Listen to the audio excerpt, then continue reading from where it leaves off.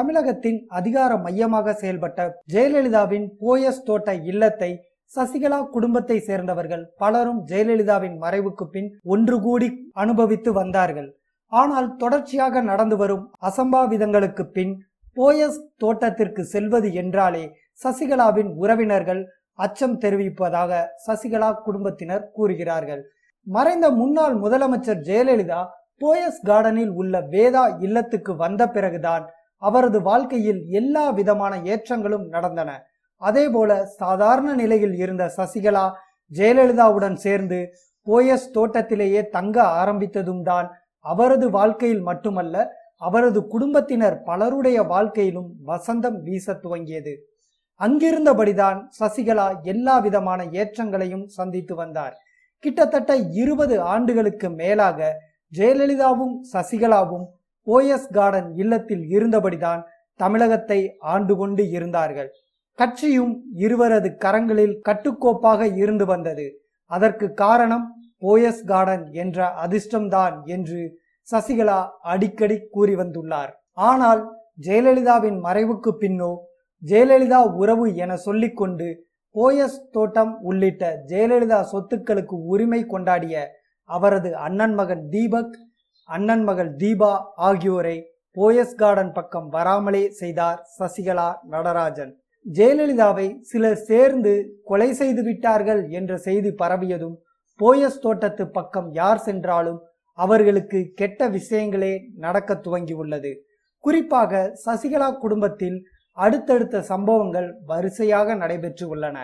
ஓ பன்னீர்செல்வத்தை முதல்வர் பதவியில் இருந்து கீழே இறக்கிய சசிகலாவை ஓ பன்னீர்செல்வம் எதிர்க்க துணிந்து தனி அணியாக இயங்க துவங்கினார். சசிகலாவை முதலமைச்சராக விடாமல் கவர்னர் மூலம் தடுக்கப்பட்டது. மேலும் போயஸ் கார்டனில் இருந்த சசிகலா, இளவரசி ஆகியோர் சொத்து குவிப்பு வழக்கில் சிக்கி தற்போது பெங்களூர் பரப்பன அக்ரகார சிறையில் அடைக்கப்பட்டார்கள். இவர்களுடன் சுதாகரனும் சேர்த்து அடைக்கப்பட்டார். அடுத்த கட்டமாக சசிகலா வகிக்கும் பொதுச் செயலாளர் பதவியை பறிக்க பன்னீர்செல்வம் தரப்பினர் தேர்தல் ஆணையத்திடம் மனு கொடுத்துள்ளார்கள். அது தொடர்பான விசாரணை நாளை வரவுள்ளது. தேர்தல் ஆணையத்தால் இரட்டை இலை சின்னமும் முடக்கப்பட்டது. சசிகலாவின் ஆசி பெற்ற சேகர் ரெட்டி சிறையில் அடைக்கப்பட்டார்.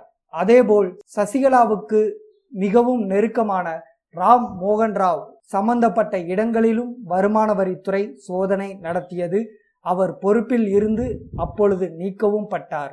ஆர்கே நகர் இடைத்தேர்தலில் போட்டியிட்ட தினகரன் பணத்தை வாரி வழங்கிய காரணத்திற்காக தேர்தலை ரத்து செய்தது தேர்தல் ஆணையம். தற்போது அமைச்சர் விஜயபாஸ்கர் வீட்டில் வருமான வரித்துறை சோதனை நடத்தி பல்வேறு ஆவணங்களையும் கைப்பற்றி உள்ளது.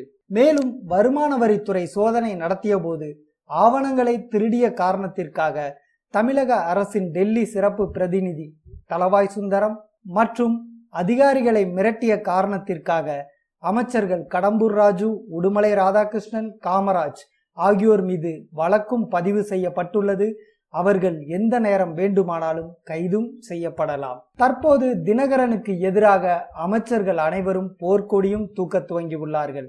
தினகரனையும் சசிகலாவையும் அரசியலை விட்டே விலகுமாறு கட்சியின் மூத்த தலைவர்களும் அமைச்சர்களும் வலியுறுத்த துவங்கியுள்ளார்கள். அதேபோல தினகரன் மீதான ஃபெரா வழக்கு இத்தனை நாட்களும் அடங்கி இருந்தது. தற்போது அதுவும் விஸ்வரூபம் எடுக்க துவங்கியுள்ளது.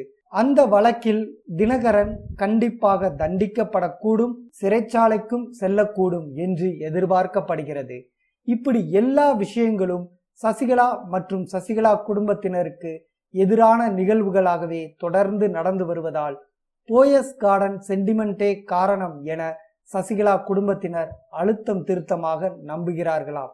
எல்லா விதத்திலும் அதிர்ஷ்டகரமாக இருந்த போயஸ் தோட்டம் ஜெயலலிதாவின் மறைவுக்கு பின் துரதிர்ஷ்டமாக மாறி உள்ளதாகவும், இதனால் போயஸ் தோட்டத்தில் இருந்து சசிகலா உறவுகள் அனைவரும் வெளியேறிவிட்டார்கள். ஜெயலலிதா மறைவுக்கு பின் அடிக்கடி வந்து கொண்டிருந்த தினகரன் தற்போது அங்கு வருவதையே குறைத்து கொண்டார். ஜெயலலிதாவின் உதவியாளராக இருந்த பூங்குன்றன் மட்டும் அடிக்கடி போயஸ் கார்டன் சென்று வருகிறார். மொத்தத்தில் ஆட்கள் இல்லாமல் போயஸ் தோட்டம் களை இழந்து உள்ளது என்கிறார்கள்.